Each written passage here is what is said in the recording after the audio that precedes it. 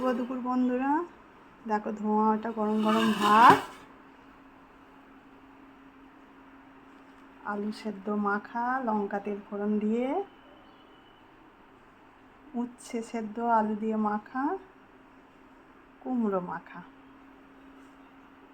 আর আছে মোচার ডালনা, ছোলা দিয়ে ঘি গরম মশলা দিয়ে আছে,